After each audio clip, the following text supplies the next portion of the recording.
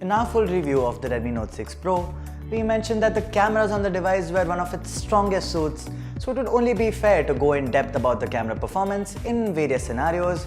So here's a comprehensive camera review of the Redmi Note 6 Pro coming up next on TechPP.com.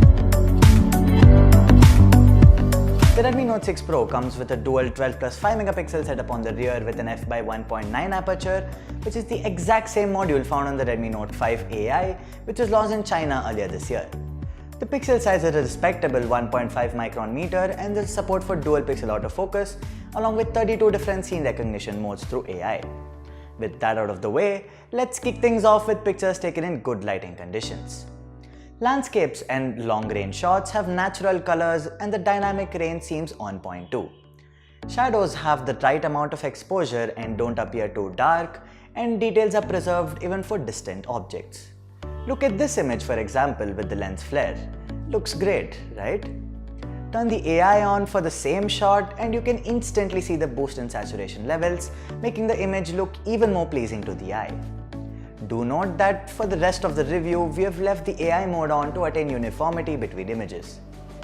Moving on, this is another shot wherein even if you zoom into the leaves on the trees in the distance, you can see the details aren't soft or smudged. Good performance thus far. And then we have this rusted enclosure where the colors look good, the image is well exposed, and even on zooming in, there's not a lot of loss in detail. In this image, however, when the sun was about to set, the dynamic range seems to have gotten iffy as the shadows look dark and underexposed. Moving on to macro shots, there's plenty of detail here and the colors look vibrant, and the natural depth of field is pretty good too due to the wide f/1.9 aperture. If you wish to take close-up shots of objects with portrait mode, that's possible too, but depending on the shape of the object and the lighting conditions or how far away you are from it, you can get really good results like this one where the edge detection is almost perfect, or end up with a shot like this where the camera doesn't know what exactly to blur. And then we have some post-sunset images under low light conditions, which looks surprisingly good. Look at the separation of the leaves, which is clearly visible even on zooming in. Or even the reflections of the trees in the background along with the subtle orange-blue sky. Pretty neat. Another shot in a similar lighting condition where the brightness of the images seem to be quite low, but that's something that can easily be done post the capture. As the lights get dimmer, this is where we start seeing some softness in the images along with loss of detail. If we have to talk about artificial lighting, pictures look good when the camera is subjected to harsh neon lights as well, and they're certainly usable. However, while trying to capture close-up shots in artificial lighting conditions, we encountered some issues with focusing, and we are not sure if this is just our unit or it's a software issue that will be fixed with an update. Under extreme low light conditions with minimal light source, the camera struggles to capture a usable image, so we'll probably have to wait for a working Google camera port with night sight to see how well that performs. The rear camera has support for portrait mode, which uses the secondary lens for depth sensing, and the edge detection is pretty accurate and works surprisingly well for objects as well as people, even in conditions with not a lot of light, which is impressive. There's also some studio lighting effects as well to choose from if you wish to experiment. Videos shot using the rear camera are capped at 1080p, and there's support for EIS, so you should be able to judge the stabilization as well as focusing based on this footage.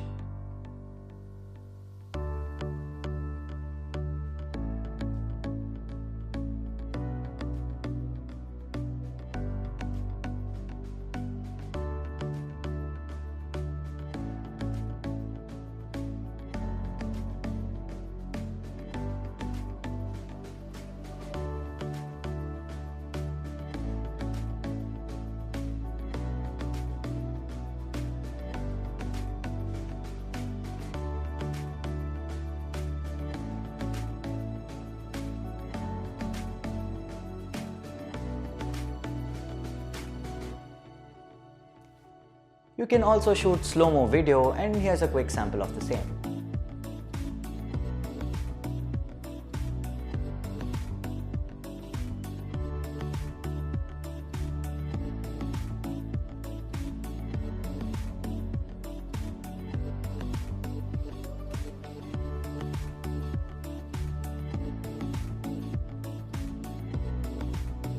Let's jump to the front now, and we have dual cameras.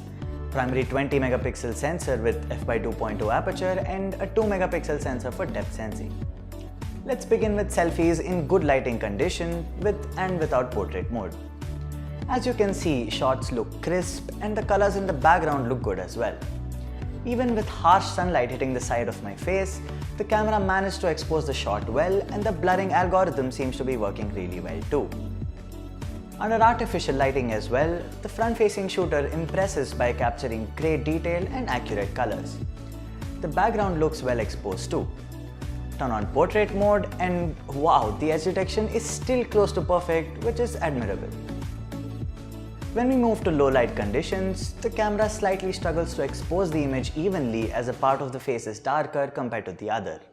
Also, the details aren't as sharp as I would want them to be, but the dynamic range looks good. Same is the case with portrait mode, but the edge detection is spot on here as well. Under extreme darkness, you can use the built-in screen flash, which makes the face look rather soft, but certainly usable. Video recording on the front-facing camera is capped at 1080p, and here's a sample footage for you all to take a look at.